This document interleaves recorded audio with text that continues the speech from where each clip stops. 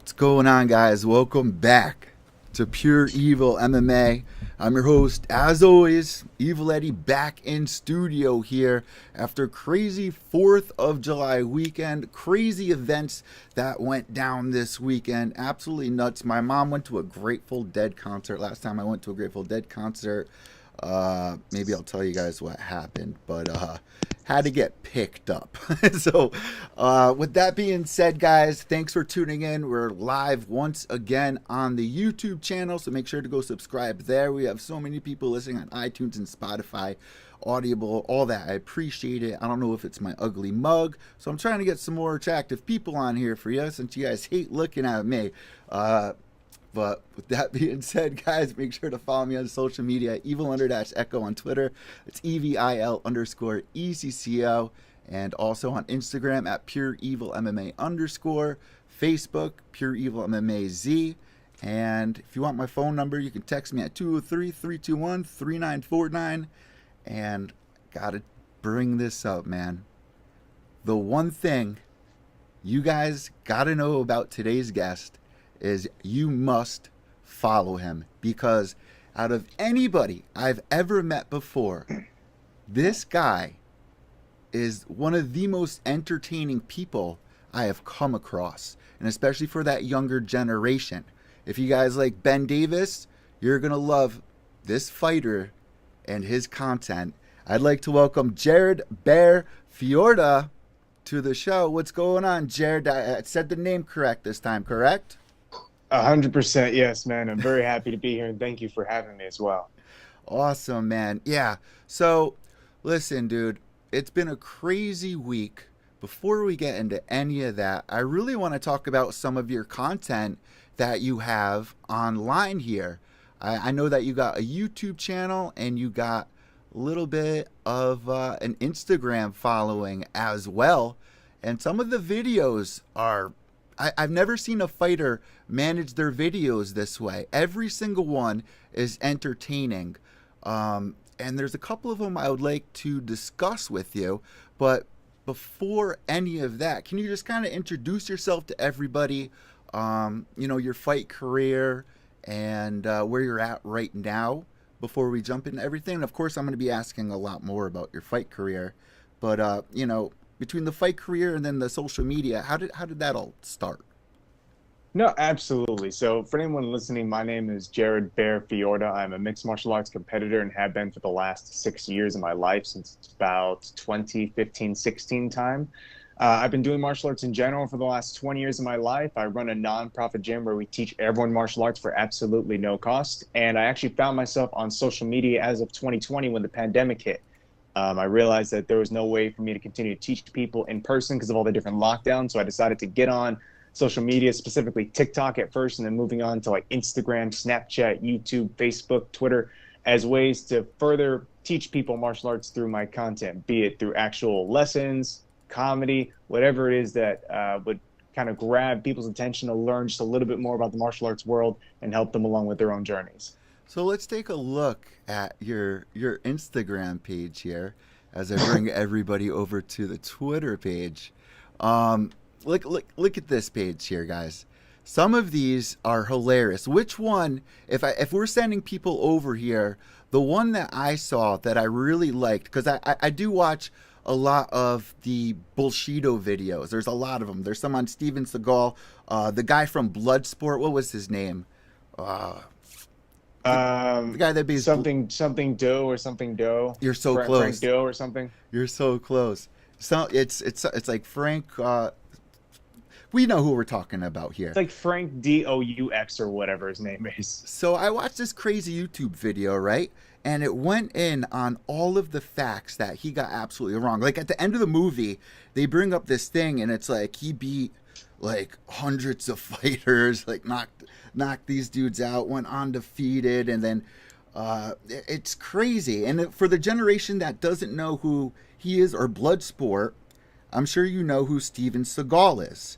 Now, Ariel Helwani has had Steven Seagal on, and for anyone that's been following mixed martial arts for a while, knows that there's a rumor, a legend I should say, that Anderson Silva calls him sensei or master Seagal. And you got to sit there. He's saying that he taught him how to do the Anderson Silva Vitor head kick. Do you remember when that went down? So I know about it. I've seen the video, the conversations. I've seen Anderson and him actually working together. Yeah. And Yeah. him demonstrating this kick in the gym. So I know what we're talking about. And what he's claiming to have taught Anderson Silva was that snap front kick that connected just Aikido under. he does, right? Yeah, he does Aikido. What's your thoughts on Aikido? So Aikido in itself, people tend to say, oh, it's meant for weapons disarming, or it's not exactly meant for competition.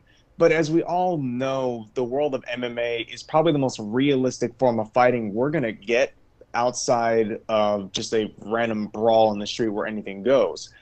So when you put Aikido in the mix, utilizing these joint locks and these flips and these, or I should say attempts at joint locks and flips that don't actually work on an aggressive opponent, it leaves a lot of speculation, like how viable is this martial art? And in my opinion, it's not very viable at all. Even one of their main creeds or part of their dogma is they do not spar because it is too disrespectful. And when you take out the ability to pressure test the techniques you're actually trying to use or teaching your students, eventually you get stuff that just doesn't work anymore. It kind of falls out of place. So do you mind if I show them your Aikido master versus Olympic wrestler a video here? Aikido master versus Olympic wrestler. No, by all means, please go ahead and show that one. Let's see this.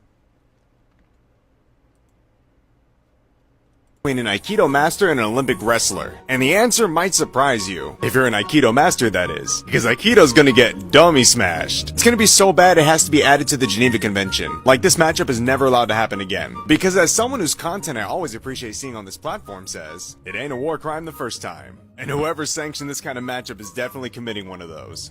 Someone once asked me who'd win in a fight between an Aikido. So, like, have you seen these videos out there of these people going into gyms and actually trying, like, you have average Joe versus pro boxer in a street fight, average Joe versus Muay Thai fighter in a street fight, getting kicked in the head as a child. We'll get into that. Like where did your interest come in with this? Because it's so hilarious when you actually watch these videos and you see what's going on and how these guys just get their asses absolutely kicked. But the thing that really bothers me is how many people they have, like, actually following them. You know, like, it's so weird to see how many people are actually in there, like, learning from them. Yeah, when it comes to all these fake martial arts masters or bullshido artists or McDojos, they tend to garnish a following off a couple of criteria. Number one, they're talking about a martial art that's already been around forever. This is where people get the concept that karate or taekwondo or kung fu are just fake martial arts, because they do have a lot of BS teachers in there scamming the students, abusing the students, or just teaching them stuff that would never work. But they went off a name that people recognize, such as karate or taekwondo. So that's one way they gather a following. The next one, and it's been more recent, is because of social media. There's a gentleman on TikTok. I'm not going to drop his name because, God forbid, I do not want anyone following him. Is this the man that was in the corner of a fighters?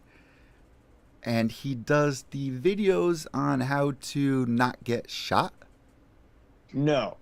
That was, I think that's Dust. DUST, Detroit Urban Survival Tactics, unless I'm mistaken. But this other guy's got a smaller platform, and I did a stitch with him once because he was punching the wall as hard as he could. He's going at it.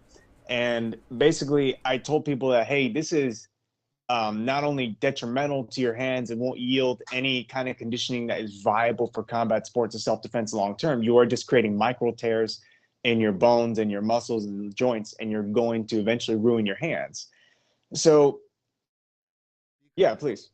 Some people might get a little confused thinking about bare knuckle boxing, and my former co-host James McSweeney from Ultimate Fighter Season 10, he was trying to explain to me that the impacts on your hands when you hit another human, hurts, but for the tearing, it's not going through your skull. It's really exterior. Um, but when you're punching something, it could really screw up your hand. But then you see people like Tony Ferguson kicking steel poles. So it's a little confusing, right? So it's a common misconception with conditioning that you're actually toughening up like the bones in your body. That's not necessarily what's happening. For instance, I could leg kick a tree, I could leg kick a pole, I could leg kick a bag, and I could do that for years upon years upon years. And I'm never making my bones like denser. In fact, they may even snap on me more easily one day. What's happening when people use the word conditioning is you are conditioning your body to be accustomed to this kind of deliberate punishment and pain, to where someone checks it, it still hurts, but it's a pain you're used to. So you can continue fighting through that in the cage or in the tournament, whatever it is you're doing. Fry cook. Like you get burnt a couple times by oil, it hurts, but you kind of get used to it. And Right. And you're never building up a tolerance, a physical tolerance at least, to being burned by oil. That's just never going to happen to your body. We as a species, as a human, are much more frail than we give ourselves credit for a lot of the time. So while sure these guys can take body kicks and head kicks and shin checks or whatever, they still feel everything most of the time post fight, but they're still gonna feel it. Hell, things may break on them in the middle of the fight, but they're just got become accustomed to the pain, which is what I was talking about with that guy talking about how you can punch walls and build up the density of your bones and make your fists stronger and more like what they call iron fist training. Yeah, that's not true. You're just damaging yourself long term. there's a lot of fighters I've seen talk about how they they really mess up their knuckles to try to get them all flat. Have you seen that before? Or they get them all, they try to really break their knuckles in so they don't break them anymore. They're more flat and harder.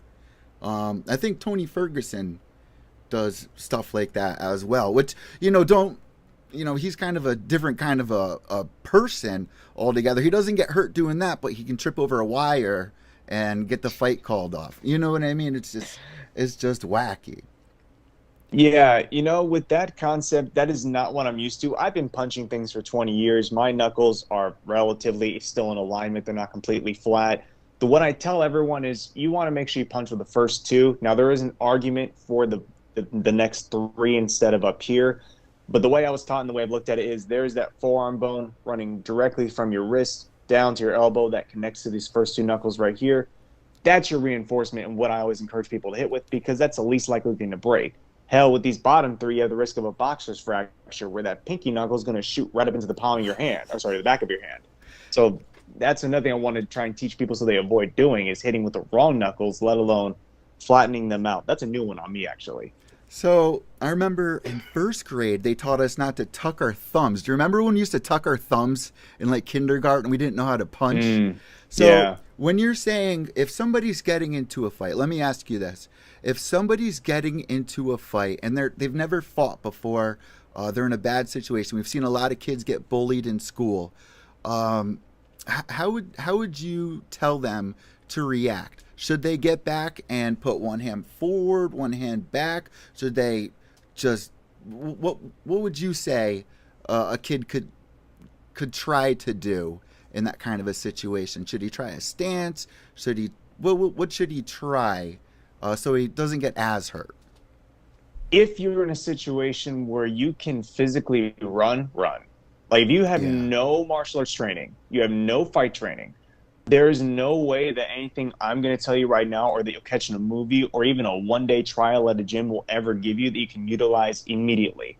Real fights where things break out and you have to react on the fly, And you you're in need a a cage. second nature. You need things to be built into you to where you will naturally react on your own because your brain's going to be going 1,000 miles an hour. You're not going to have time to pick apart, oh, I need to hit him like this here or block this punch right here because it's just immediate. So if you can run away, run. If you can't, get your hands up, keep your elbows in, and I'd keep my palms open. From here, I can maybe catch a couple of punches with some parries. I could cover my head if I need to. And hopefully I'm able to maybe land a decent palm strike, or if it comes down to a punch that allows me to get away with minimal damage. But the biggest thing is always going to be to protect your head. Your body's open, fine. They might hit you in the body. It might not hurt as bad. But if they start hitting you in the nose, your eyes, your lips, things that make you tear up, that split you open real easy, maybe they make you bleed and it gets in the way. Yeah. So you'll want to try to protect the face. The thing that lets you see what's happening, that's what needs to have the most coverage when you're in a self-defense situation. So you wouldn't say try to grapple with them and try to get them down? You would say... Now, the reason why I'm saying don't go to the ground is just because if you're in a street fight altercation, it may never just be one person. God forbid you take one guy down, his buddy comes over and kicks you. Now, that could be an extreme scenario where it doesn't happen nearly as often as a one-on-one would happen. But if you don't know how to grapple, you don't know how to take down, you are in the exact same position as that other guy. You're hoping on your luck. Maybe I rushed with enough momentum to take him down. Or maybe he's a guy who has some training and he's just being a dickhead. And so he knows that when you rush him, he can put you back on the ground and keep beating you up. So if you can avoid the ground, unless, of course, you're fully competent in your abilities to succeed there, I would. So I live in the third most dangerous city per capita here in New Haven, Connecticut. And there's a lot of young kids that get involved with gangs, and there's no after school activities. They're watching these YouTube videos of these rappers. They're watching, even for a while when Conor McGregor, they thought it was cool to be talking shit. And we've seen so much violence here in the city. Even when I was growing up, I was like one of the very few white kids. And for our generation, I didn't realize that, didn't affect me. But there's a lot of poor people, white, black, Hispanic, Polish, all in a melting pot. And when you get a bunch of kids that don't have families to lead them the right way, and you want to go to a karate class, your parents are thinking, I don't want you to be a fighter, but I really try to push this. You learn more in a classroom at a gym than you would in a school. You gain more respect for yourself. You learn more about yourself. You know how to protect yourself more. And not only do you know how to protect yourself, you know how to defuse situations. What do you usually learn the first year in a mixed martial arts class with kids between 7 and 12? What's usually taught there? I think within the first year of your child going to a very specific MMA school, and I'm going to use Dan Henderson's gym for reference. When you get there, you'll probably... What was the name of Dan Hendo's gym? It's Dan Henderson's Athletic Fitness Center. Oh, I'm thinking of the old school, the Lions Den. That's not even his gym. That was Tito's, Den. right? Oh, Ken Shamrock and whatnot. Yeah, that's what I was thinking. Okay, yeah. Well, I don't know if they ever taught kids. They might now if they're still going on there. But I know at Dan's, when you first enter as a child, you'll most likely find yourself in a jiu-jitsu or a grappling class, because that's what a lot of parents think is best for the kids as far as self-defense. Jiu-jitsu has really marketed itself, and more so, Gracie Jiu-Jitsu has marketed itself as a very strong self-defense course for those of most ages, being maybe 5 or 6 and older, depending on whatever the school allows to teach. But in a very specific MMA course, you will be bombarded immediately with striking, grappling, defense, counters. You don't necessarily start at a specific level. So, for example, you don't come in, you're like level 1 MMA student. You learn the most basic points of how to punch and kick and how to stand in a fighting stance. And then you pass to level 2. It doesn't work like that for MMA. You simply join in, and you're working with the lesson that the class is. If the class is going over AA takedown defense, that first day is where you learn AA takedown defense. If they're doing lateral drops, well, you're working lateral drops now. If they're doing Superman punches into switch leg roundhouse kicks, well, so on and so forth, that's what you're doing. With exception to if you know absolutely nothing, they'll probably give you some basics to work on for a minute before you start getting involved in the class, because you still have to understand how to hold your hands up and where to punch and how to do so. But a lot of it's learned through experience. And you get there, yeah. It's crazy that you bring that up, too, because I remember watching, I think it was season 5. Joe Lozon, I think he was on season 5 with my boy Rob Emerson and Nate. I think that was season 5.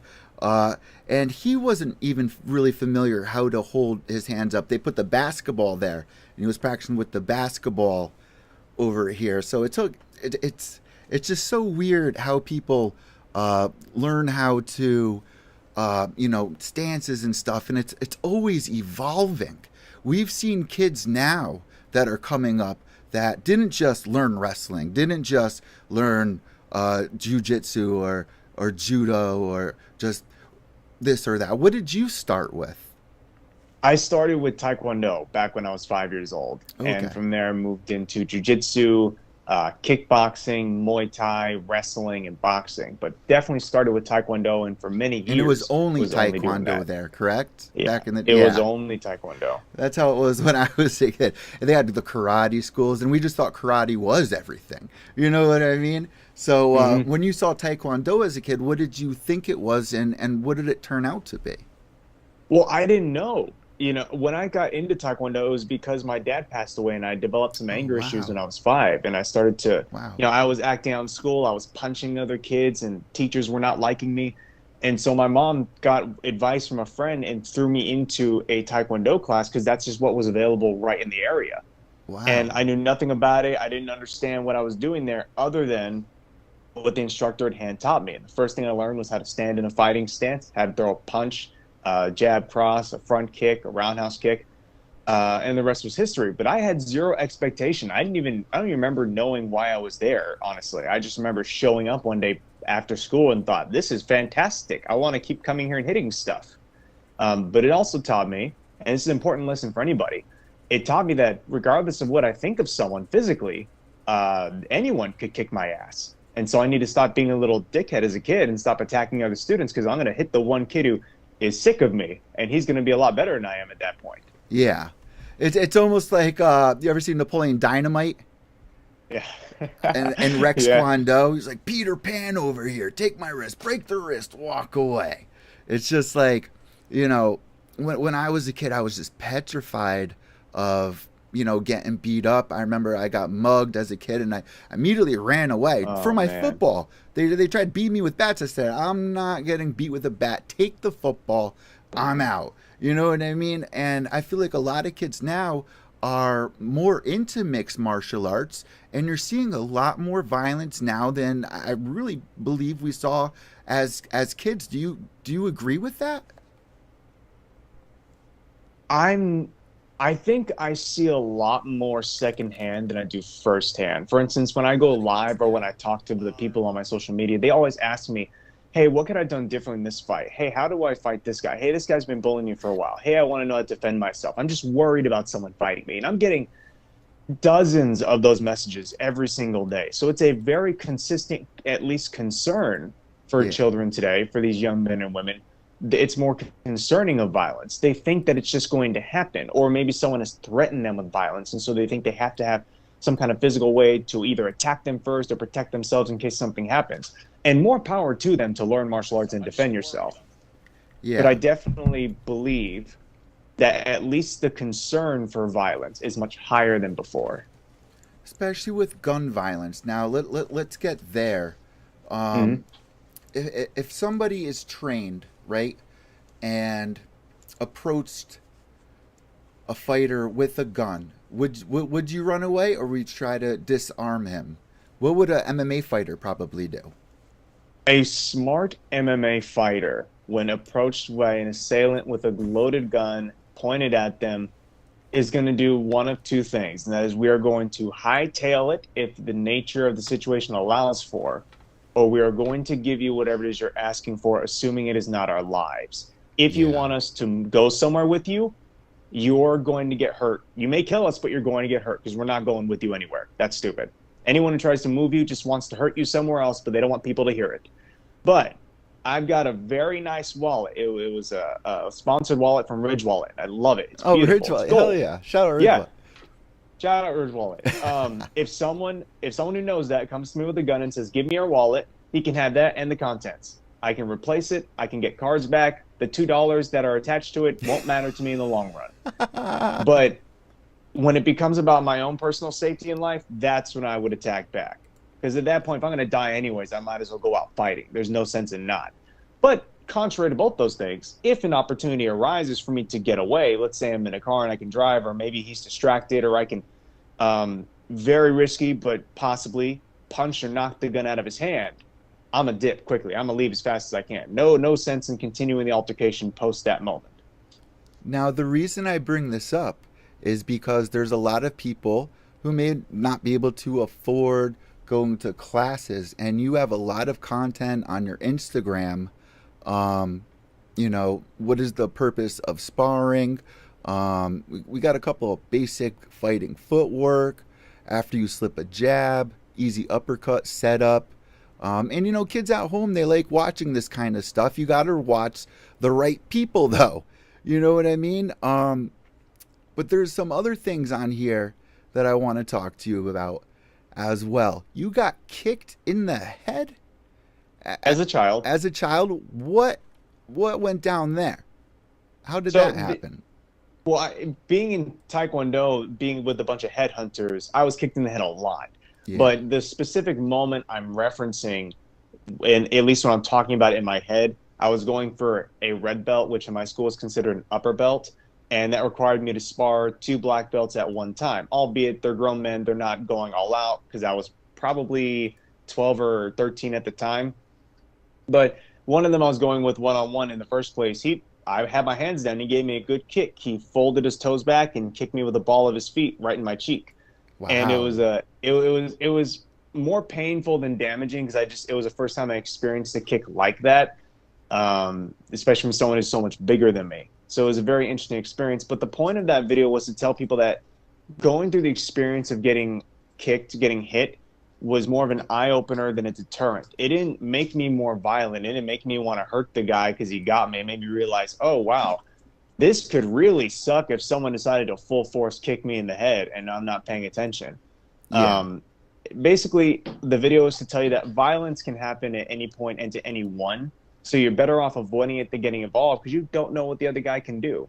And it teaches you to be a little more humble and respectful and kind to people because you know what violence is. And you know how far it can get or what can happen. And so there's no reason to start an argument or be overly rude to somebody because, God forbid, you piss them off on the wrong day and they know how to fight and you don't.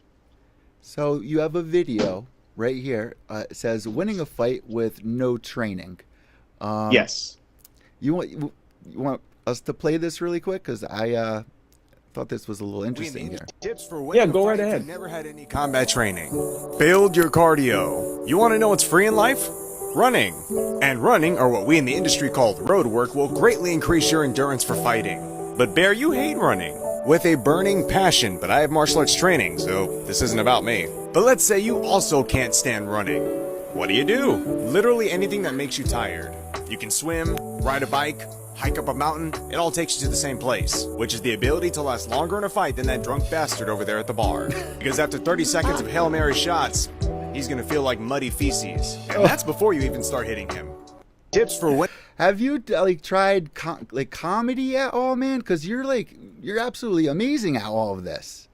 Well, I thank you, but I do get prep time when I do these things. So I have not thought about doing comedy, but maybe if maybe a little more into my career, get better at the jokes on the fly, and I get better at crafting material. So it could be something as a goof. You don't write this stuff out ahead of time. You kind of just go for it, or do you? Yeah, I think of. So in those cases, I have 2 of those videos, I think 3 of those videos up. And it's to people who ask me, well, hey, I don't have the ability to get to a gym, so how do I learn how to fight and protect myself? Well, you can run. Running's free. And if you have better cardio than the other guy attacking you, he maybe has 30 seconds of good gas in him before he's completely wiped out, and then you can pick him apart or run away given the nature of the situation or whatever's happening. So...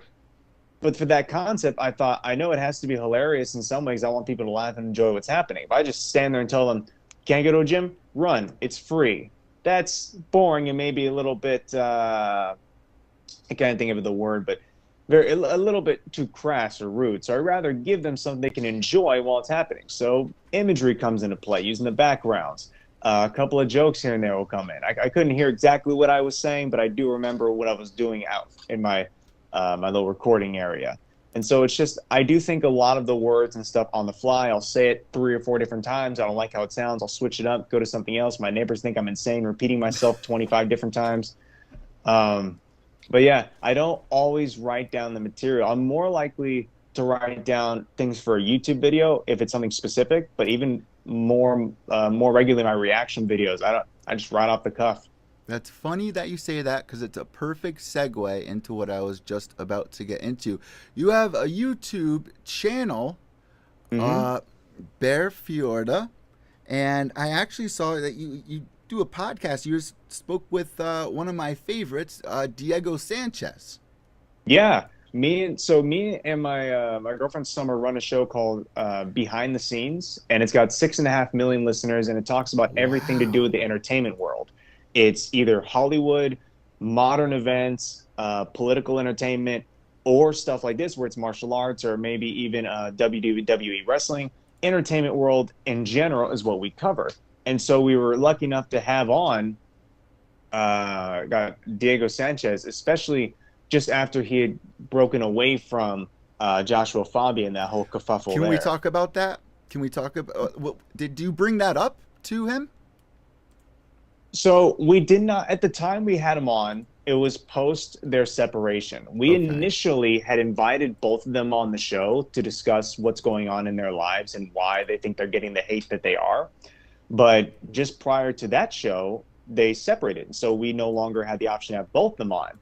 So we ended up having just Joshua Fabia on that day, and he went on a whole tirade of how awful Diego is and all No this way. supposedly corrupt things that he's doing and how he's treating people and just basically what a bad guy he is. And of course, no one believed that for a minute. We all know that he was being manipulated by Fabia. I think everyone who lives under a rock knew that. And so later on down the line, we got Diego to come on and kind of share his piece a So little wait, bit you and talk had about you his had experience. Fabio on. Uh huh. So was this before or after he interrupted the fighters meeting with my boy Paul Felder and was like buddy and thought people were attacking him and this and that, but right before that happened he was chasing fighters around with a knife inside the cage like to practice, and I kind of understood he was like, picture everything as a knife, but when it came to Diego and the stories Diego was saying before he started training with Fabio, like I felt like I was gonna have a seizure after practice, like alarming things. And then you see him with this, you're like, is this a stunt? Did you think it was serious at first, or just like a social media kind of gig? Like this guy was real, right? He was 100% true, right? So here's how I can say it best, and I'm gonna Okay. bring it up using the example of a different person. Okay. There's another gentleman out there right now who I briefly mentioned earlier on in our conversation called Detroit Urban Survival Tactics, or Dust, and he's famous for teaching people how to dodge bullets right now. And while most of the world can accurately say, yeah, this guy's full of nonsense, he wholeheartedly believes everything he's teaching you. So while his stuff may not work or be real in a scenario where life is happening, he genuinely believes he's teaching you what he is. He doesn't think he's a fraud in any way. Fabia, on the other hand, actually does not know what he's talking about. He doesn't have a previous experience. He had a failed health guru business at one point in his life, but that's like the most, I think, probably the most physical interaction he ever had. He has military accolades he claims that cannot be backed up. That's And weird. so there's no reason to believe he has any kind of fight training. So when he's going over these things like body hardening and mental correction and these kind of weird retreats he would go on with Diego out in the middle of the forest to get his head in the right space for a fight, he has no basis for why these things are happening. Hell, the video where he hangs him up, kicking him in the head, everyone thought if he wasn't bonkers before, he was That was an brutal. absolute Looney Tune now. But he stuck to it, saying this is hardening up Diego's head, which for anyone out there who's curious, you can't condition the skull. You only make yourself more susceptible to getting knocked out. You actually weaken your body that way. You Correct are me not if I'm helping wrong. yourself. People are doing more and more less sparring than they used to do back in the day. Yeah, you got people like Max Holloway, who specifically, oh, and Donald Cerrone, who specifically stopped sparring during their training and during their camps. It's So just it's like over the years you heard of all these crazy gym stories, and you got to wonder how much damage these guys took. But at the same time, you got somebody like Diego Sanchez from Ultimate Fighter season 1 that you're sitting there banging in the head a year before he was saying that, his head was messed up, and Diego was always kind of, eccentric, and we always loved him, but it was hard to watch something like that. And people tried comparing it to, I think his name was Ido Portal, doing, touch butt in the park, but I kind of was interested in the natural movements and, watching how animals fight and stuff like that. I don't think he was hurting Conor. I think Conor was opening his mind up to something different, and you could kind of see it in his fights. But when it came to Diego, it was just like this guy wanted clout off of Diego, and yes, it just very kind much of so. bothered me. How did he come off to you in person? Because he does seem like a nice guy that, I've never met him. It does seem like he really does believe he is helping. So, like how did he come off to you? So I took him as a scam artist immediately. I don't think he had anyone's interest in mind other than his own. In fact, even when he had gotten Diego on OnlyFans, he took all the OnlyFans money. He got Diego's, I think he made $1 million roughly off OnlyFans using Diego's pictures and videos that he would take himself and orchestrate and direct and set up. Stop! Yeah, and he took all of it. Diego didn't, and he told us this himself. Diego so wanted to be done with this man that post their separation, he did not chase him for a dime. He let this man leave with every penny he made off his body. He did not, because he just wanted to be done. He just wanted to be out of it completely. So that's how I know Fabia for sure is a scam artist. He had no interest in helping anyone. He just wanted to line his pockets. He found a guy he can manipulate to do that, who already had a following and a way to make more money. In fact, when he went to that fighters meeting, and when he was talking to Sierra in like that restaurant, he was just pissed that the UFC cut him from that last fight and wasn't willing to pay him out for it. So strange to me how many of these people are out there, and it's kind of like the fake martial arts thing as well. Have you heard of the guy that does the touch of death? And you ever hear of that guy, the older guy? He has like a bunch of people, and he just I don't remember his name, but his technique is called the dim mak, or as you said, the death touch. And his only resource for why it works is a story in which he claims he killed a goat by doing it. The man who stare at goats. What was it? Yeah. The man who stares at goats. Thank you. And so it came about. That's just how it first came about. How we started hearing about it recently was he started coming out with outrageous claims that they've always kind of been there. Like, this man's he's not new to the fake martial arts world. I think we have stories of him back in the 60s and 70s. He's quite an old fella talking about this touch of death stuff. But at the time, we didn't know any better. And especially in the world of fake martial arts back in the 80s, where everyone opened up a kung fu gym or a karate gym. It was the first UFC. One guy owned like a topless chicken bar, ended up being a meth dealer. One guy lied about his career, and it's just crazy. Back in the day, they had a magazine. I forgot what it was called, but there was a guy whose name was like Master something. He was like a ninjutsu or something like that. That's still a sadly prominent martial art of fake ones out there today. Really? Yeah, people still fully believe in the art of ninjutsu. Wow.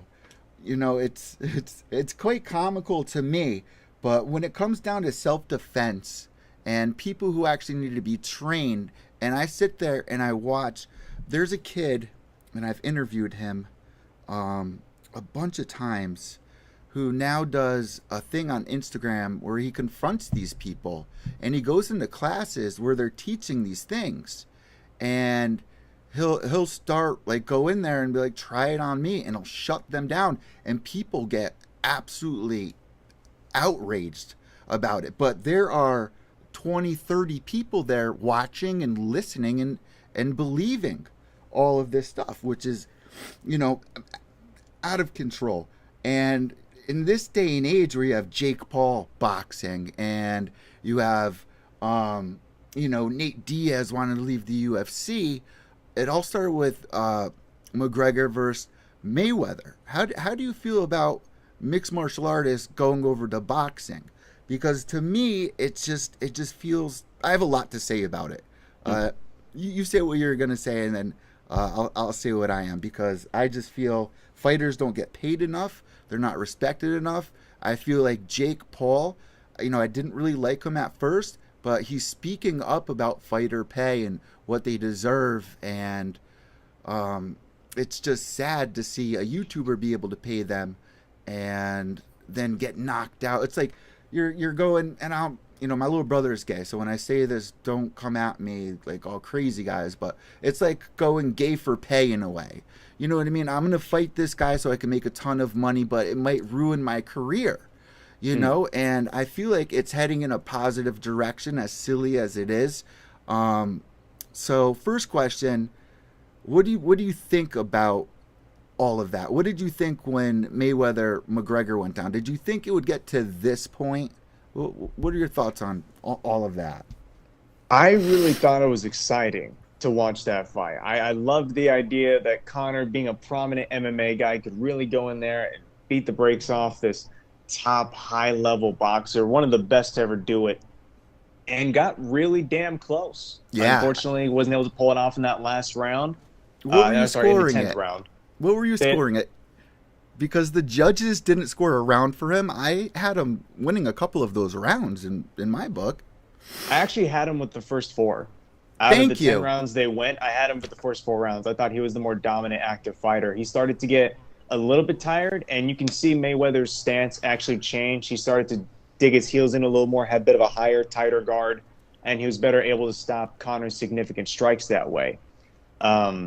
But I didn't, and even the ending where they said he was knocked out, Conor wasn't knocked out. He may have been rocked or he got lifted for a second, but he was still within himself to continue before the ref just called it off completely. Okay. So I was excited. I was absolutely stellar to see that fight happen. Now, as far as what people are getting into now, I don't think it's bad. And it's not necessarily, I'm not even talking about fighter pay at this point. I just think that as far as the concept of bringing some more entertainment to the world of boxing or MMA, maybe you've never heard of this guy before as an MMA fighter, but he's walking up here and fighting this pro boxer he watched for the last 5 years, or you can even flip that scenario.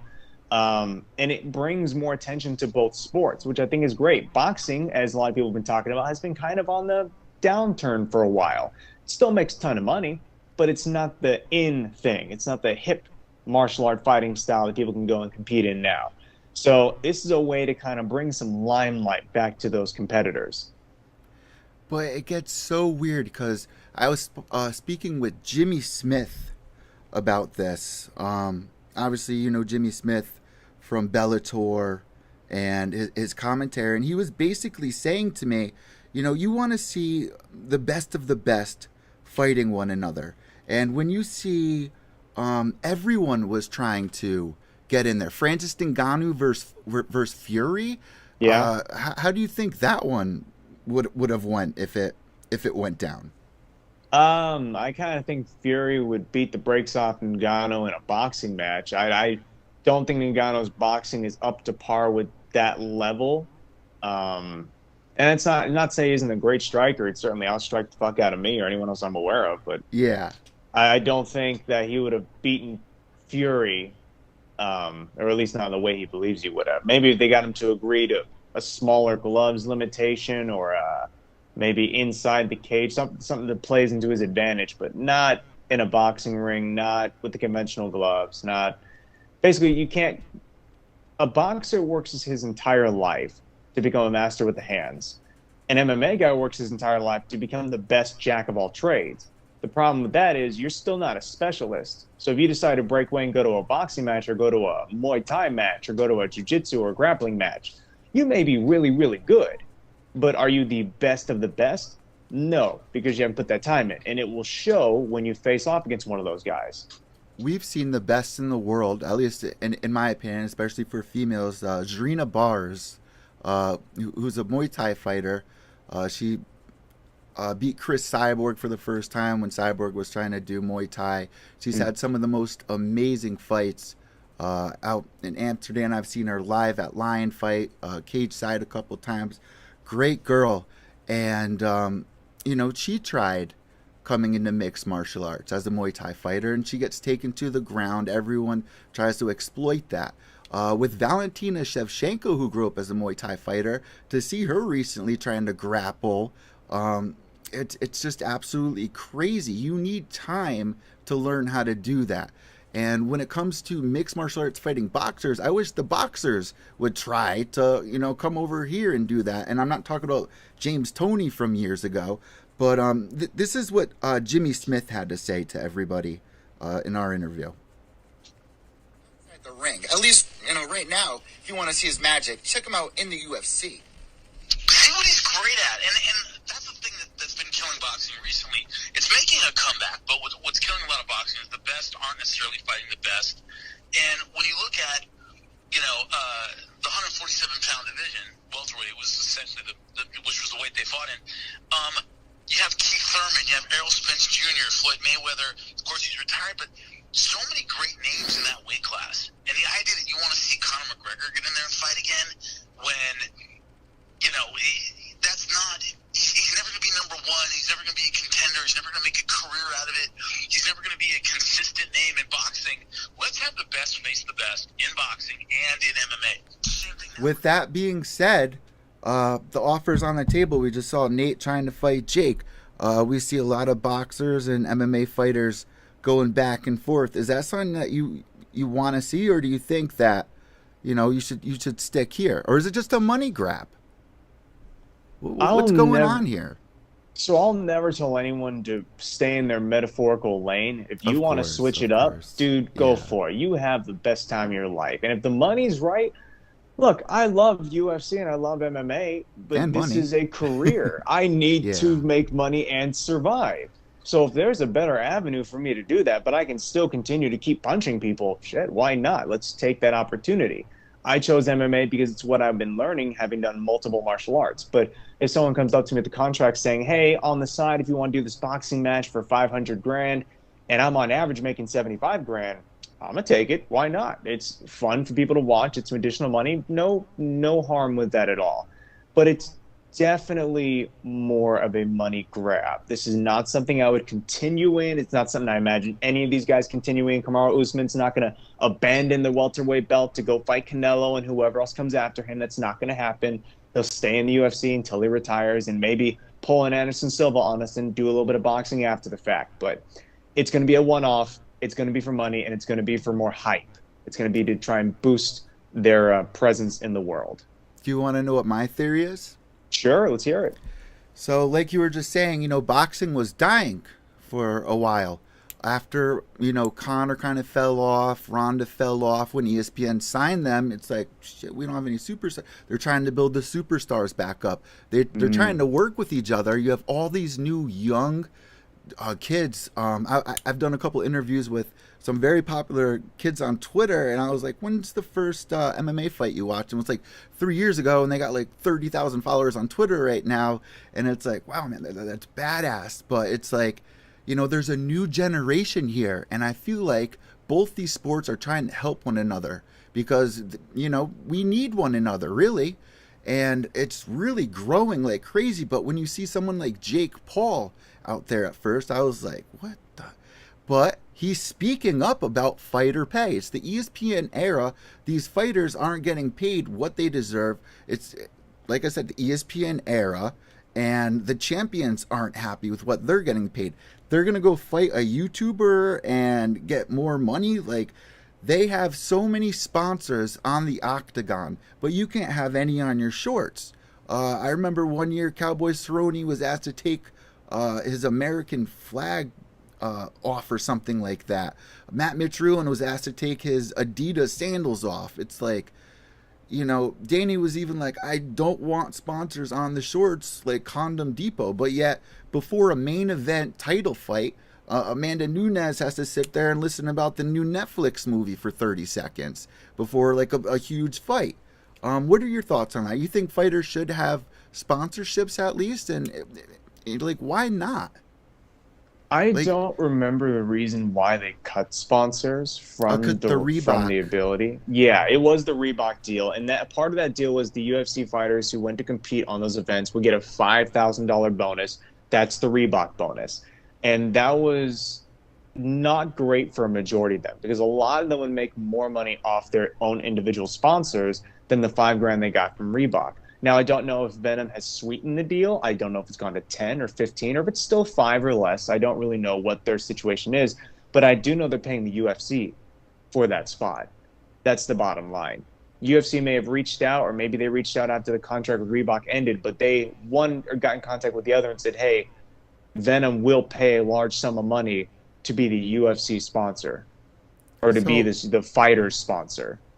I spoke a lot about this years ago when all of that was going on, and I had one of the guys over at the Reebok team actually reach out to me and explain what was exactly going on, and they were really trying to help, you know, the UFC, and it did look, you know, much more professional, right? But at the same time, at least let them have 1 or 2 sponsors to make a little bit more money if they're complaining about it all. $5,000 compared to what Brendan Schaub said, he was getting $100,000 per fight extra because of those sponsors is, that's huge. That's huge. But instead, it goes back to the Gladiator era where they took away Knockout of the Night. You remember they took out Knockout of the Night because it was too brutal. So now it's Performance of the Night, Submission of the Night. Yeah. And it's like you're making these guys go in there and basically look for the knockout. It really reminds me of the Gladiator days. It's thumbs up, thumbs down, and it kind of just rubs me the wrong way. Like, why can't they get more money? I looked into the facts, and last year the UFC made $1 billion, right, in revenue. Wow. 17.5% of that went to the fighters themselves. Right. Where did the rest of that money go? Why aren't they getting the rest of? They want us to pay $90 per pay-per-view. It's just crazy right now. The new kids, they can't afford $90 for pay-per-views, so it's just like it's madness right now. You know, how many pay-per-views do you watch a year? It's hard to do every one. As a reporter, you know, you kind of got to stretch out and, you know, figure out how to watch these fights. You know, what was it like when you were growing up? You know, how expensive were pay-per-views? Because I think they're like $24-$30 tops back then. When I was growing up, I didn't really watch a lot of fights or major events like that. But in general, to get a pay-per-view buy anywhere, I think my mom was spending anywhere from $5 to $25, depending on what the event was or what the movie was. It was very inexpensive at the time. Were you like me watching Stone Cold doing the Stone Cold Stunner? Or those are the only pay-per-views I rented. Or late at night, I'd rent the you know, the Cinemax movies back when I was a kid. But getting back to what we were just talking about, is it a pro for Jake Paul to be in here or no? In here, and what do you mean, the context? He's trying to get into the UFC, right? He's trying to speak up for fighters' pay. Do you think he can make that happen? How do you feel about what he's trying to do? And do you think he'll succeed at that? Because it's not the union. Remember they were trying to do the union? They were trying to make the union. I remember Donald Cerrone was even a part of that when we brought him up. He was trying to be a part of that. And now a YouTuber's getting under Dana's skin out of everybody who has the money to back it up too. That was always the argument. They're not going to be able to afford to take me to court. Do you have any faith in this, or are you just not about it? I don't really know where I stand on that. If it works, fantastic. So I guess actually with those words, the context is I don't have a whole lot of faith. I don't think maybe it's the start, but we won't see it in our current fighting generation. Hell, I don't think I'll see it in my fighting generation. Maybe the ones to come after the fact. Like I was saying, this is the new era, the new youth. So the new generation, we might see those changes. I got a couple more questions for you. Okay, that's good, because I was going to tell you whenever we had a second that I do need to hop off in just a bit. I know. I watched your interview before this, by the way. Thank you. Walkouts. What's your favorite walkout of all time? My favorite walkout of a fighter that I enjoy? Yeah, that like pumped you up. Like, was it GSP back in the day? Was it Chemo Leopold? Or what? Like, or are you not into those kind of walkouts? Well, I like for example, I Mayhem liked when Miller. guys came out and they were just really hyped and smiley and enjoying themselves. Sam Alvey has great walkouts because of that. I like watching his. Yeah, exactly. He's And coming on this week, I believe. oh, sweet, that's cool. One of And my then favorites. even people like Israel Adesanya with that kind of choreography style opening when they come on out. Those things are exciting to me. But when the guy's just walking out, he looks like he's mad or he's had to take a poop for the last 3 hours and no one would let him. That's not all that fun for me to watch. Oh, bro, you're seriously so funny. Thank you. Last thing I want to bring up, man, you are doing something so special with the nonprofit, the gym. How can people get involved, back this up, and can you just explain it just a little bit what your mission is? Because it's something I really want to back. I want my listeners to back. I want to bring up on every show to remind them as well. What's it about, and what does it mean to you? Absolutely. So the concept we're talking about here is called free MMA. This is a free mixed martial arts gym where we teach everyone the ability to defend themselves, gain confidence, leadership skills, or maybe one day compete if it makes them happy at no charge, no membership fees. I started this back in 2018 with my mother, of all people, because we both saw how much martial arts did for me growing up. That's and awesome. Where she struggled to keep me involved in martial arts, taking 2 jobs at one time to make Since sure you I can were stay in the 5. classes. Yeah, That's since so I was 5. awesome. A lot of the friends I trained with who couldn't continue to payment, either because their parents couldn't afford it or they personally couldn't afford it, they would drop out. And growing up in a rougher area, they'd get involved in gangs, drugs, and some of them passed away. Yeah. And so to me, if they'd stayed in martial arts, they would not have experienced these things and would have the same opportunities that I have today. And that's what I want to give to everyone. And it's a community project that's not just meant for the city it's in, which is Cathedral City, but it's meant for anyone who ever wants to come out. I've had people travel from out of county, out of state, come to participate in some of the classes here at Free MMA. So it's definitely, the point is to make sure everyone can get martial arts to benefit from what it has to offer, regardless of whether they could or could not afford it. And as far as supporting goes, we have options for donations on all our social media. At Free MMA Gyms with an S, there's a link in every bio that'll send you to their website for which It you will can be down donate to below directly. here as well. I'll put the link down below here for Oh, everybody perfect. as well. Perfect. Thank you. And then, of course, on my own personal social media pages, at Bear Fiorda, bear like the animal, Fiorda. You click the link in any of those bios, you get sent to the website where you can immediately donate to support the nonprofit if that's what you want to do. Or you can even buy from my merchandise store, which I don't collect on. All that money, again, goes to Free MMA.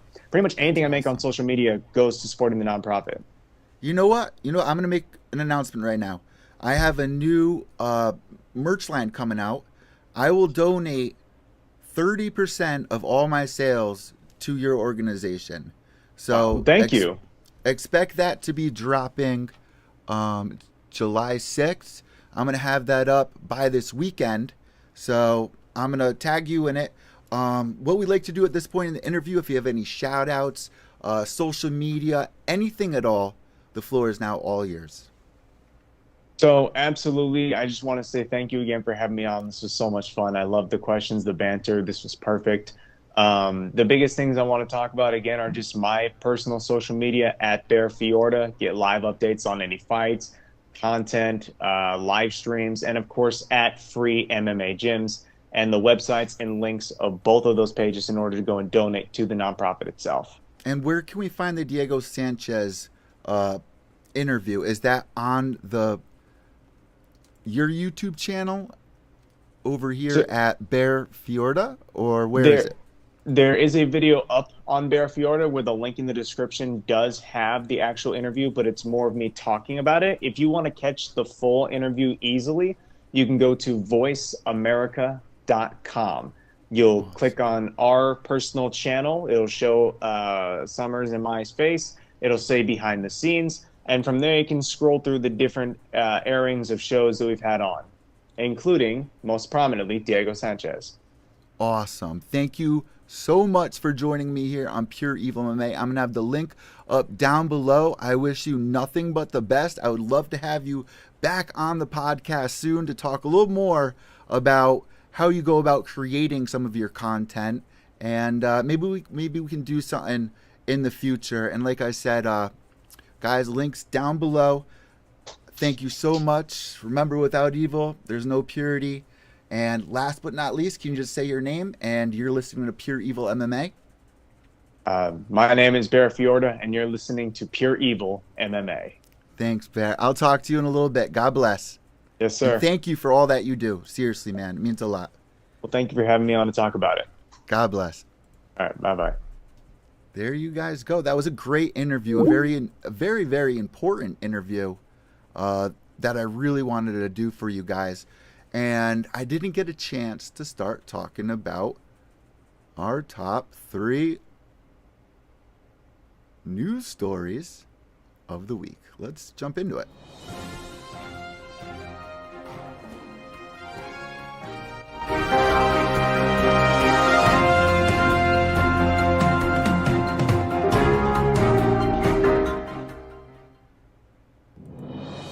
All right, guys. So this past weekend, Israel Adesanya going in there, not putting on the best performance, but with all that, trash talk of it, it was such an amazing card. I was at the edge of my seat the entire time. And now that I'm done with that interview, I could finally smoke a quick cigarette before I go to the liquor store in just a little bit. While my mom's at a Grateful Dead concert. It's just crazy. I was like, I'm not going to the Grateful Dead concert. You know what happened last time I was at the festival? I'm still wearing the freaking bracelet. I ate way too much acid, man. It was nuts, dude. And I love eating acid, loves taking mushrooms, and man, it was just too much, dude. I got to the point where there were just too many people. It wasn't comfortable. And I love going to festivals, but this was like in the woods, all muddy. I was like, this is not fun. I need to go home with the rats. I need to get the hell out of here. So I needed a break from going to a little festival, especially with my mom, even though my mom told me that, never mind. Never mind. I'm definitely a hippie kid, though. I'll tell you guys that much.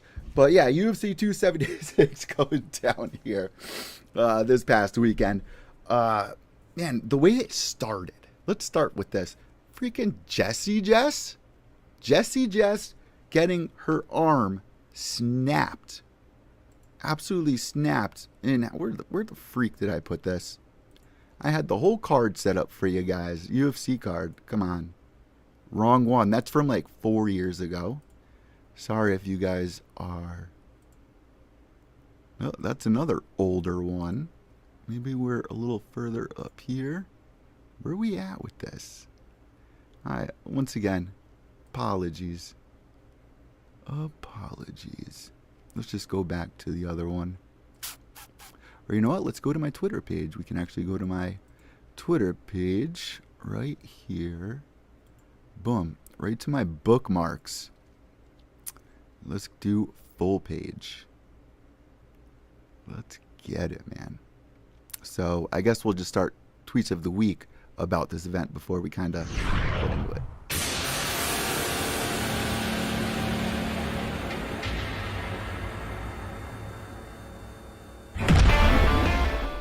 All right, perfect. So, UFC, see which fighters impressed at UFC 276. Alex Volkanovsky, Alex Ferreira. I mean, listen, Alex Ferreira fighting here out of Connecticut too. Fighting out of Connecticut. I got to be all about that. I got to get behind this guy. And I mean, it's so weird how it all happened because it feels like yesterday we got to see Israel Adesanya make his debut in the UFC. And for those of you that didn't watch that fight and didn't watch the interviews leading up to Israel entering the octagon, my boys over at Submission Radio, shout out to my boys over at Submission Radio, they did a iconic interview with him that set the whole tone of his entire career from that point forward. He says, I'm going to get inside the octagon and I'm going to piss all over it. That night that he made his debut, he walked inside the octagon, lifted his leg, pissed on the cage. We were all like, what what the hell? And you know how they like to use the C word, the see you next Tuesday. We were like, this guy, like, Jesus. And he went in there, didn't have an amazing fight. Not until a couple fights in did he really start to shine, and we started really believing in Israel Adesanya. And I got to say, you know, at the point that he's at right now is perfect. That he won the fight the way he did. He didn't look too amazing. But at the same time, you guys got to remember, this is the top tier. This is the top of the top. This isn't the top 30.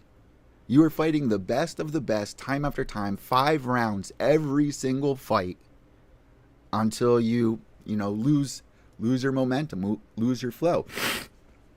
Alex Pereira, man, is on a killing spree right now, knocking out his opponent the same way, Sean Strickland, who, I'm going to talk about Sean in a second, knocking out him, Sean Strickland, the same way he knocked out Israel Adesanya. That sent a message to Israel, and I really do hope that he's ready, because he's lost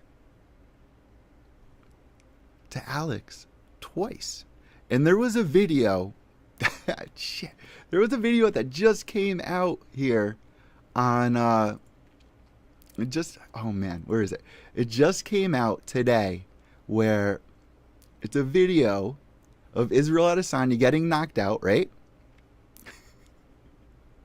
He gets knocked out, and what happens is a little kid goes in front of him, and what does he do? Who am I getting a phone call from? Steve from A2D. I'm in the middle of doing a live show right now. Gotcha. All right, I'll call you right back. All right, yeah, we're talking a little business there. But Israel Adesanya, man, is this the video right here? Nope, not that one. Come on, where is it? Where is it? I guess I don't freaking have it. Come on, don't do this to the people listening to the podcast right now. Come on. Tweets and replies. It's definitely going to be right here. Where is it? Where is it? Where is it? Killing me right now. I'm screwing it all up. Yeah, but Sean Strickland, though, the hype that he had all week long leading up to this event, it reminds me of when you're at a festival. Oh, here it is right here. Before I talk about, man, I'm screwing it all up. Check this video out, guys.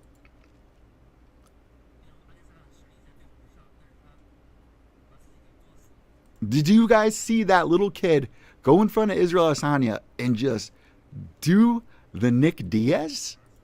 Maybe you guys missed it. If you're listening to the podcast, you gotta check this out on my Twitter at evil_Eki. Echo. Eki. I'll retweet it right now.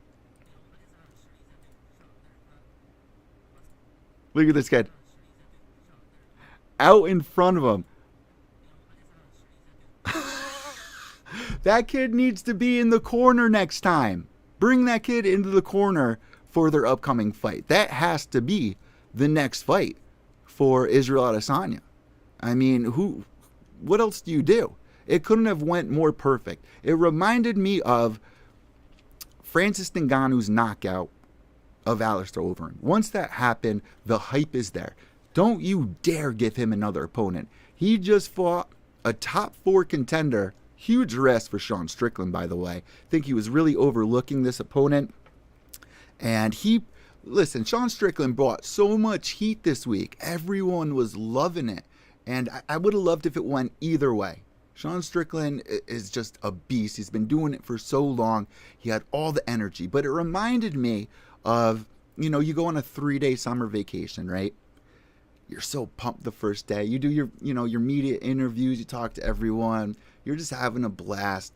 3rd day comes, you're kind of exhausted. You're not feeling that energy anymore. And when he got in there, I didn't see the same Sean Strickland that we saw all week long, which, the way the UFC does things, could throw you off. A couple weeks ago, I believe, they had the fighters all meet at like 8 a.m. in the court. Like, no one wants to fight in the morning or, jet lag and stuff like that. And any amount of things could be going wrong. We've even seen in the past with Mike Chiesa that, you know, he had to go to the bathroom really bad. Derek Lewis had to go to the bathroom really bad. It happens. I just did a flashback interview with Dennis Hallman where he talks about one of his female fighters that went potty inside the cage. You know, you don't know what's going on. Don't take too much away from Strickland, but huge shout out to Alex, man. Definitely next in line. That's the fight I want to see, because this main event wasn't all that. Now, getting to the Volkanovsky fight versus Max Holloway, it was hard to watch, guys. It really was. I was not happy watching Max Holloway go in there. Where are we at? I wasn't happy watching Max Holloway go in there and not look himself. And here's my theory on what happened. You know, you got to be an entity. You really do. I wrote this down on one of these pages, which clearly I lost. But let me see if I can remember what I was saying. Fear is very much alive. Let's start UFC 276 talk off with this. Fear is very much alive inside the UFC. You can be the baddest man on the planet. You could be at the top. You could be champion for a while. Look at Jose Aldo, what happened when he met Conor McGregor. He got into his head. Conor became an entity. He became something more than a human. He became not just entertainment, but he became somebody that was in line with the universe at that moment. Somebody that truly believed in himself. You saw him before the fight practicing that punch over and over. The 13-second knockout. Getting into people's heads. Making them feel less than. The Diaz brothers do it all their time too, and we kind of saw that happen to Conor. I mean, they kind of pulled the same thing with Conor. This is how I kind of felt with Max. You know, Max, we watched go on a 6-year run, guys. He went on a 6-year run, right? And ever since he lost to Conor McGregor, I think 2013, he lasted until, what, 2018, when he lost to Dustin Poirier, I believe. Is that 6 years? 13, 14, 15, 16, 17, 8, 2008, 19. 2019 loses to Dustin. Still one of the best. The fight before that, when he fought Brian or T-City, right? He was in there teaching him. We were like, man, it was one of those moments like we saw with Joanna at one point, like with Mighty Mouse at one point, where they're trying new things. They're kind of bored. Anderson Silva at one point. Trying new things, taking risks. When Conor was running the featherweight division, went through everybody. There was no one left. To see Max get beat 3 times, especially this time, dude, was really hard. And I believe his belief in himself was fading because he was believing the hype that Volkanovsky was putting out there. But what did we learn after the fight? You know, because during the fight, one of my favorite moments, I think it was round 1, he's teeing off on Max. I'm too fast for him, he was saying. That got into Max's head. He was fast. But what did Volk say after? What did Alex say after? What did Volkanovsky say after? Well, you know, why were you saying that? It's because I had to believe in myself. I had to believe that I was faster. It's not like he wasn't nervous. You have to, I'm going to say it again, probably the 60th podcast I've said this on. Muhammad Ali once said, before knocking out Sonny, listen, I have it nailed to the wall, but it's going to come off. I had to believe I was a champion before I could become a champion. He took on one of the scariest men ever. He did not think he was going to win that. He made himself excited, made himself happy, motivated, behind fear. But it felt alive. It wasn't just going to work. It was enjoying work.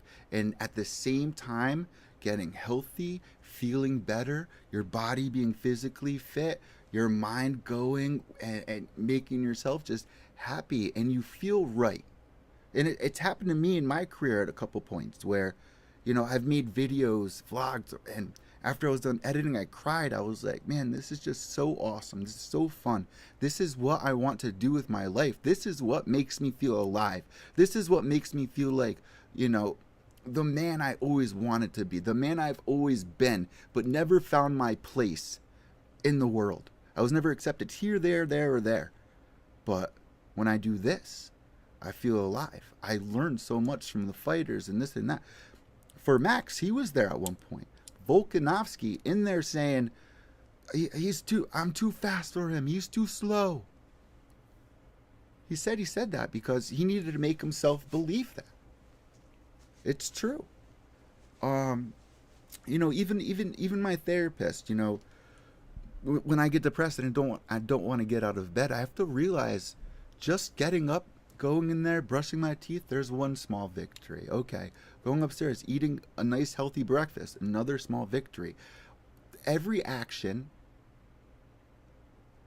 is made from a trigger. You're triggered to get up and do something. You are triggered to say something. You are triggered to look this way. You are triggered to, you know, your mind works off of triggers. And you have a lot more power over your mind than you really even understand. A lot of us don't understand. Conor McGregor was kind of proof of that. You know, believe, achieve, as stupid as it was, and Bisping killing Rockhold for that. But it really is true. I've watched a bunch of interviews. I watched one recently about this huge company. Or what was it? I don't recall exactly, but they're like, how did you do this? And they were saying, well, do you remember the book, The Secret? We got it from that. You know, we envisioned these things, and they happened. And in this fight with Max and Volkanovsky, it's like Max wasn't there. It's not like he was feeding into Volkanovsky's show. It wasn't Max Holloway's show anymore. It was Volk's. And he was seeing that with his eyes. And that could really set you back and make you sit back and feel like you don't belong at the cool kids table.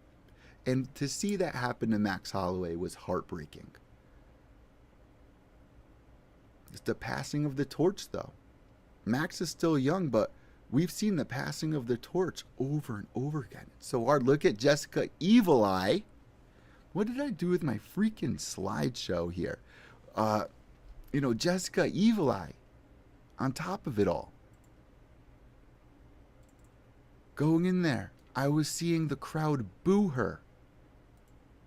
And to me, in my mind, watching that girl open doors up for countless young women, just like Ronda Rousey did, year after year, when Dana White refused, absolutely refused, to allow women to fight inside the UFC. It was a joke to him.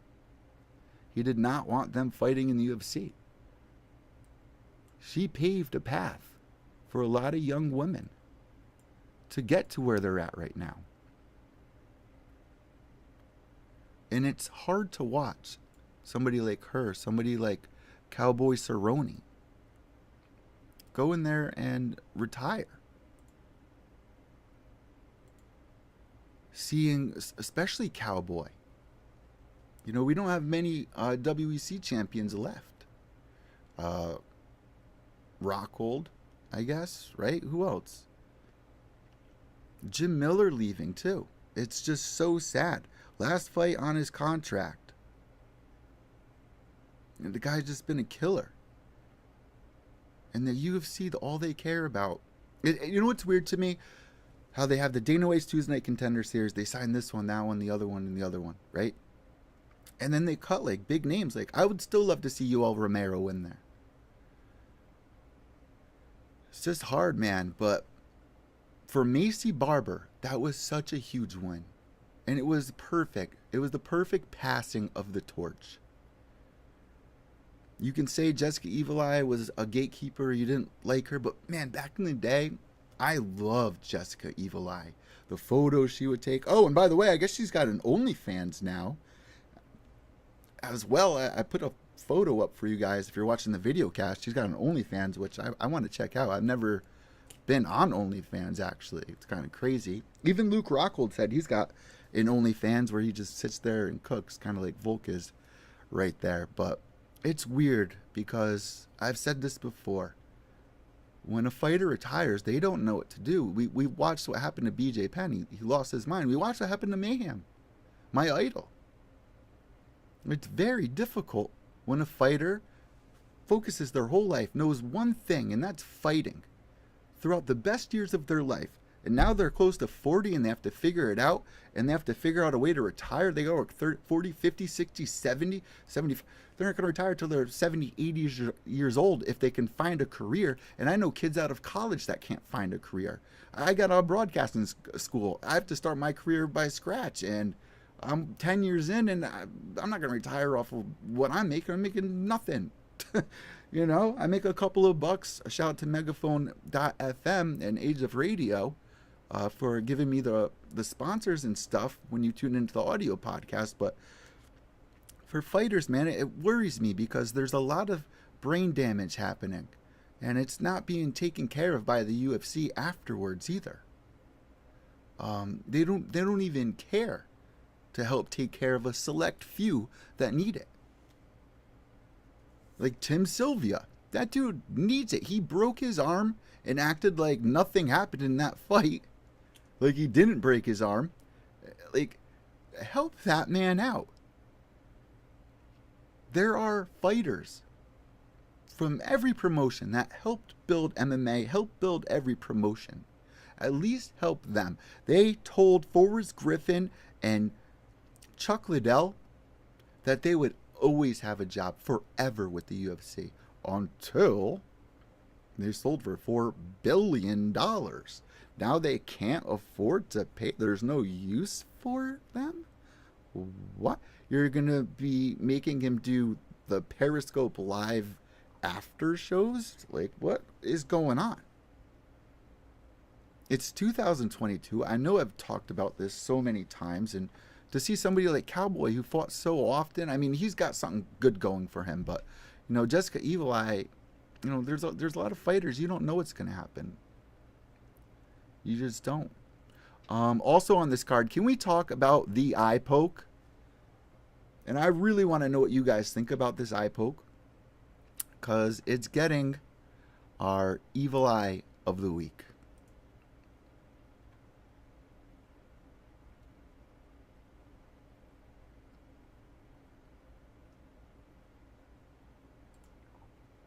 So our Evil Eye of the Week, once I find the page, goes to that freaking eye poke that went down versus Pedro and Sugar. Now, a lot of people out there were going, oh, it was definitely an eye poke. You don't know the damages that were done, this and that, blah, blah, blah. Listen, I've kind of pick up, trying to find the freaking scene that I was on, but, you know, I can kind of pick up when somebody's afraid to be in there. And you can say, oh, he was up a couple of rounds. He could have been up 2 rounds, which he was on 2 judges' scorecards. He definitely was up on 2 judges' scorecards. But it was only 1 round. You don't know how the rest of round 2 was actually gonna go. What the freak is this? I'm freaking killing it over here, aren't I, guys? Let's find this page, or I'm gonna lose it, because I just had it up for everybody. Whatever. But that eye poke, when it came down to it, let's go to my bookmarks, because I believe E-Law in here somewhere said something about this. Let's go down a little bit more, little bit more. O'Malley Munoz scorecard. Round 1, Mike Bell gave it to Pedro. Round 1, Doug Crosby, Munoz. Sal D'Amato gave it to O'Malley. Also, Adelaide Bird was on this fight card as well, guys, which was a little strange, if you have to ask me, because she should definitely not be allowed in there doing that after ruining so many different fighters' careers. I mean, look at Roy Nelson versus Justin, the Big Pygmy. Why can't I remember his name for the life of me? The Big Pygmy. Can't remember his name, but did an interview with him a long time ago.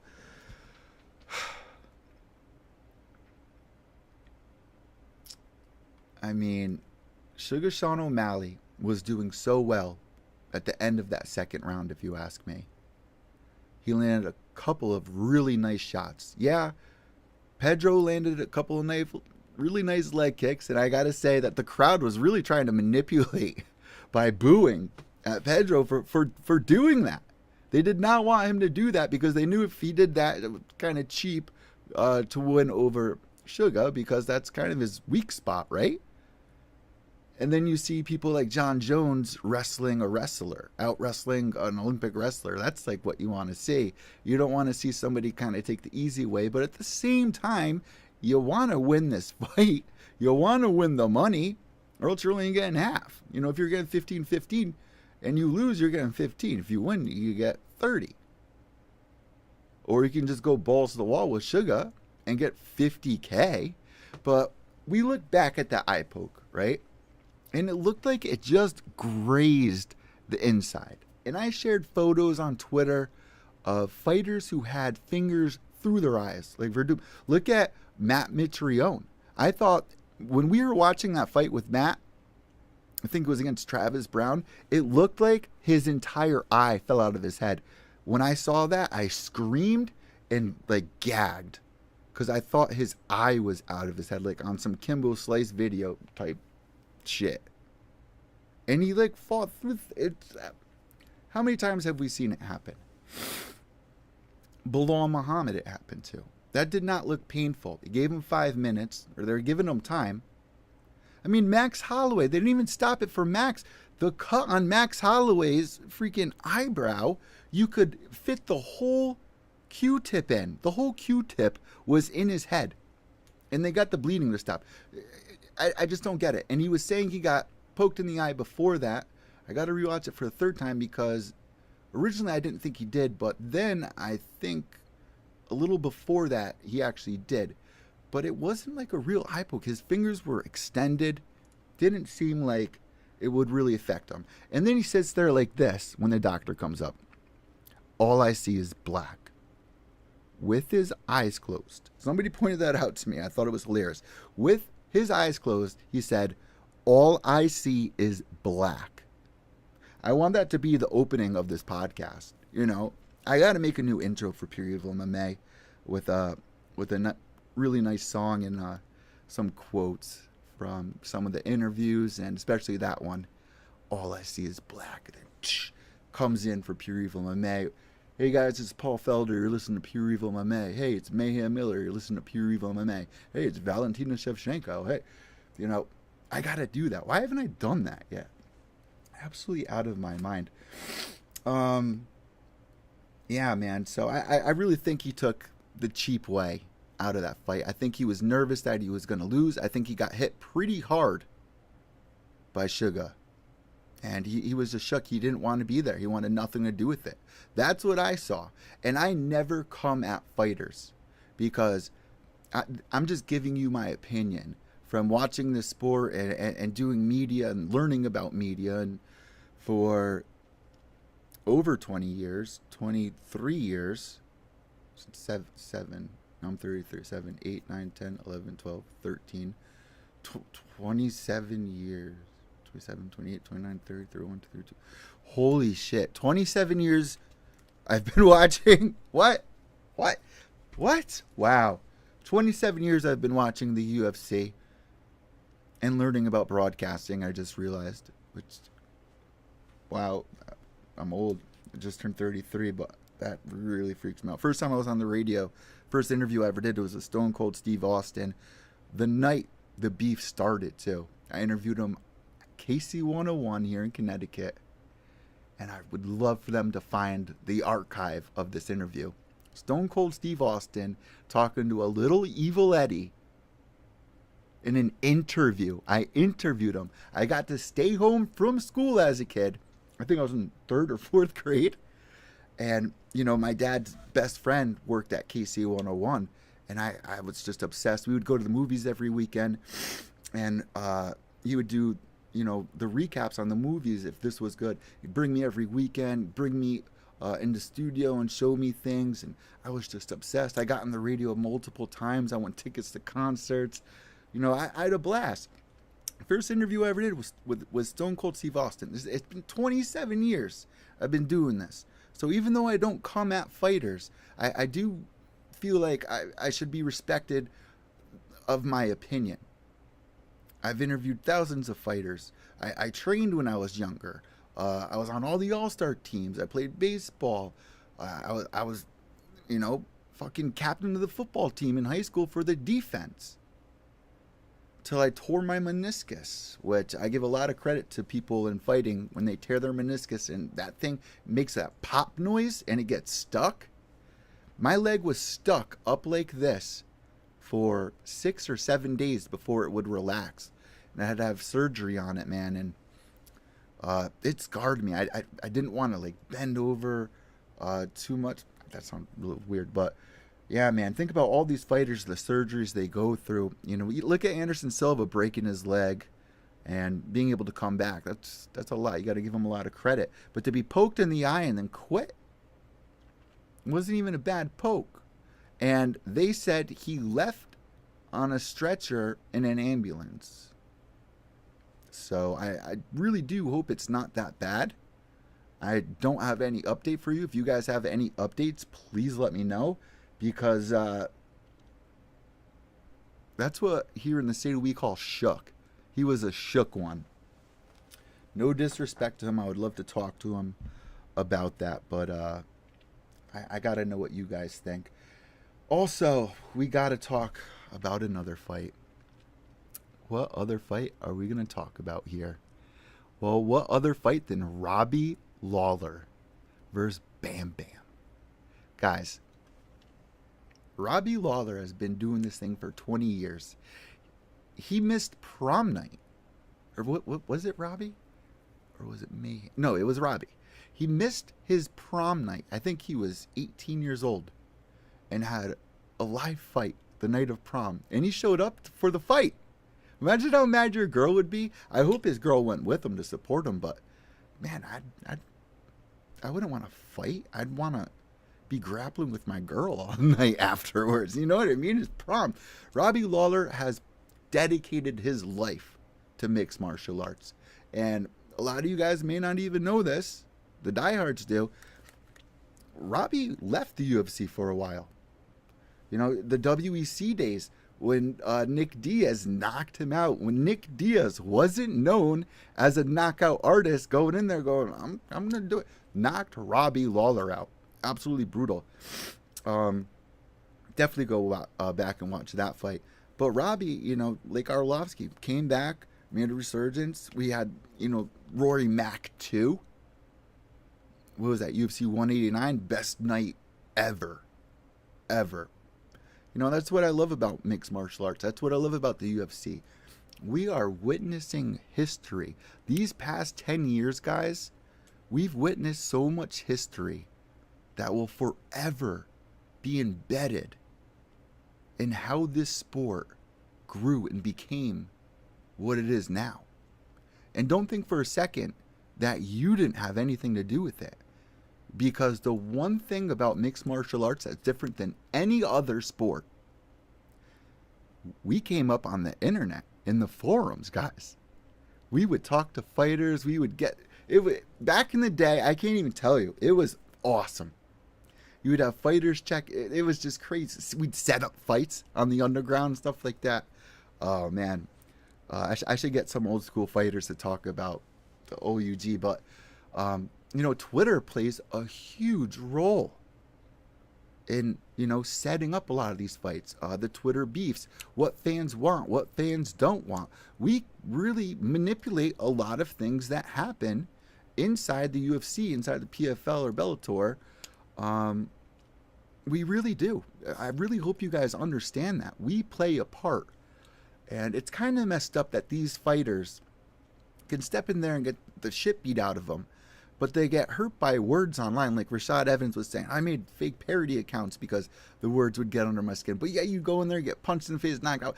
But some guy, you know what I mean? Like, it's just so strange. And it shows you the mentality of how somebody can get in your head and make you feel less than, people you don't know. People on Twitter with eggheads. When you make a Twitter account, you start with an egghead. People's opinions really do count, because in MMA, what it comes down to is us, guys. We're the ones giving them the money. We're the ones that grew it. We're the ones that are excited. We're the ones that are going to share with our friends and promote for free. By the way, promote for free. We do more promoting than their own fighters. Look, Alex Pereira doesn't even have a Twitter yet. Like, they do classes on that. Like, how do you not have a Twitter yet? But getting back to Robbie Lawler, man. He had Fight of the Year with Rory Mack, right? 2. And then at the beginning of the year, he fought Carlos Condit. Another Fight of the Year. He's had so many amazing moments, but hasn't really been himself since, right? Since the Condit fight, I feel like Rory hasn't been his true self and didn't give us the performances that we were so used to, the ruthless Robbie Lawler. Thought he was going to be champion for a long time. I truly did. When he got in there with Barberina, though, boy, it was on. That was a Lawler fight right there. It reminded me so much of Rory, of Lawler, Robbie Lawler versus Rory McDonald too. So much of it, where we watched Robbie get pieced up, then explode and just rock Rory McDonald to a point where you didn't know who was going to win. They were giving it on. And then that stare off that they had, iconic. That's what went down in this fight. And you know what they almost did to us? And Marcel confirmed this for me, they almost put Robbie Lawler on the prelims. The guy we would pay $60, $70 to watch fight every pay-per-view. On the prelims. Glad they boosted him up, because that was one hell of a fight. And what a victory for Brian Bam Bam Barberina, who a lot of you guys may not know actually has a brother who fights. I've seen him fight for, I believe, CES against Dennis Paiva. Or was it Andre Ewell? I forgot. But yeah, guys, you know what we like to do at this point for that main card? If you're paying $15, $15, $30, $45, $60, $70, you're paying more than $15 per fight, right? 2, 4, 6, basically $20 per fight. Every one of those fights was worth it, except the O'Malley fight. Such a shame. That was such an opportunity for Sugar. Such a shame. Shout out to Macy as well. That was another amazing fight. Cowboy Cerrone retiring. Jim Miller's last fight. Just absolutely sad.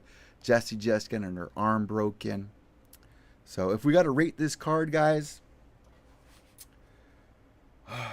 I give it it's hard, right? Because that co-main event should have been the main event, like Elaw was saying on Twitter. Izzy didn't show up. I really hope he puts on. But you know what? That happens. As a champion fighting at the elite level, it happens sometimes. I was joking, oh, this is Anderson Silva versus Maya all over again, which wasn't, but man, I just kind of lost interest. And I don't know if it was due to the entire card being absolutely amazing at the edge of our seat, or if the co-main event was just amazing. I do want to see Alex Volkanovsky move up a weight class.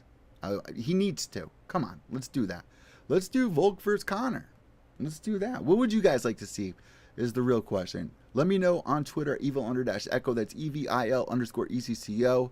Or down below here in the comments. Guys, we need more subscribers here on Pure Evil MMA. I've been doing these live here once again, which I stopped for a while.